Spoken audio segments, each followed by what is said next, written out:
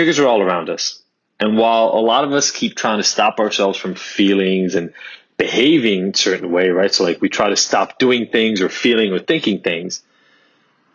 Once we realize that it's the triggers that lead to those thoughts, feelings, and behaviors, it's going to become a lot easier to change them. Welcome to the Ignited Recovery Podcast, a new way forward for anyone looking for answers but feeling left out. If you've been searching for empowerment, triumph, and purpose, you've found them right here.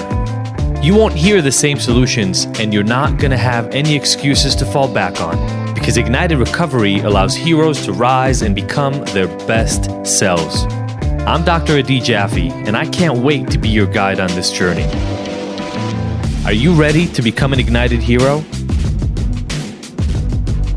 Hello, everybody, and welcome to this episode of the Ignited Recovery Secrets Podcast. I'm Adi Jaffe, and we are in the middle of globe preparations like you wouldn't believe.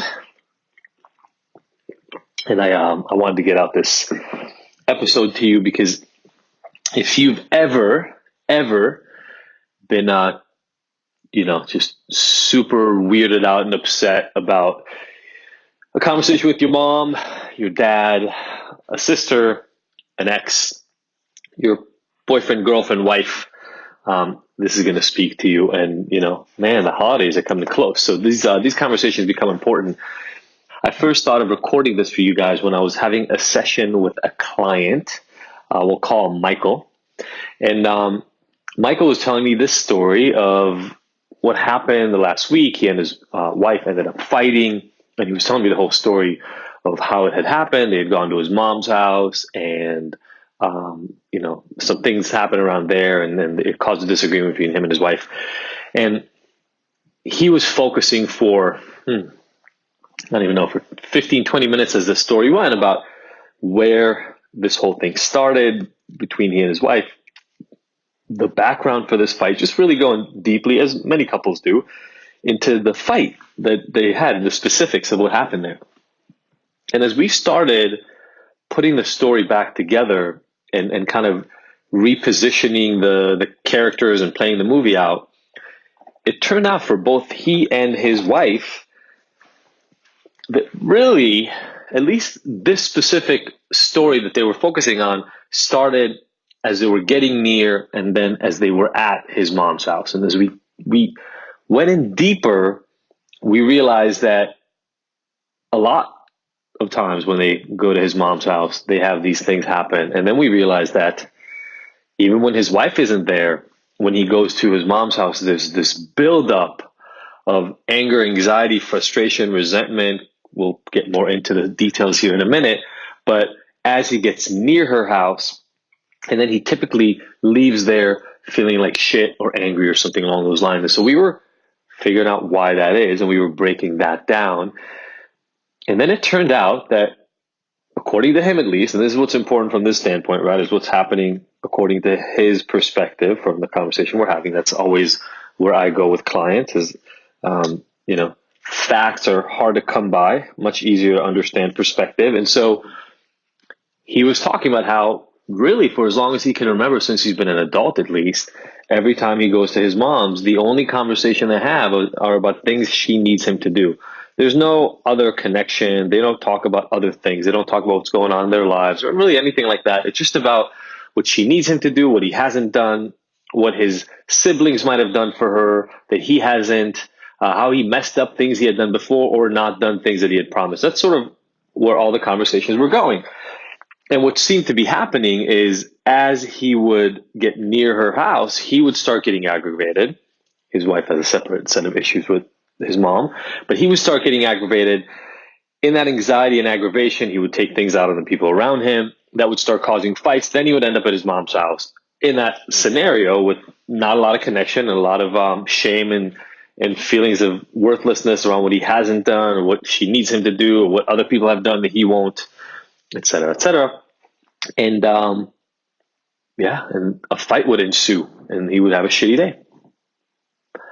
And it wasn't really until that conversation that Michael had that realization that this is the relationship he now has with his mom. Now, it's easy to lay blame, and sure, we could sit around and take either sides, right? One side could be, well, his mom, who was a single mom because his dad left when he was really young, she really should have figured out how to raise her children better and have different conversations with them and be able to connect intimately with her kids and be more responsible, because there were also times where she wasn't that. You could look at it from that angle. You could totally switch it around and say, well, his mom was a single mom. She had to work her ass off just to raise him and his siblings. That's hard. That's a difficult job to do. A, he should cut her some slack. B, she took care of him. It's time for him to take care of her. You can look at it either way. That's not what I'm focusing on today. What I'm focusing on is literally his mother's voice being a trigger for his anger, anxiety, and feelings of worthlessness and shame. And so because of this realization, he was actually able to start changing that. Here he was not only helping himself and his relationship by changing the way his mom was triggering him and the fights they were getting into and the reasons behind it, but he was also helping his kids and the relationship between them and future generations of his family. How powerful is that, simply by understanding triggers? So here's what I want you to take away from today. Triggers are all around us. And while a lot of us keep trying to stop ourselves from feelings and behaving a certain way, right? So like we try to stop doing things or feeling or thinking things. Once we realize that it's the triggers that lead to those thoughts, feelings, and behaviors, it's going to become a lot easier to change them. We actually do this with people all the time in our 21-day habit reset challenge that we lead, because a lot of people want to change outcomes of triggers without realizing there are triggers that are causing those. So if you've ever checked that or any one of our other programs, this is exactly the sort of stuff we work on.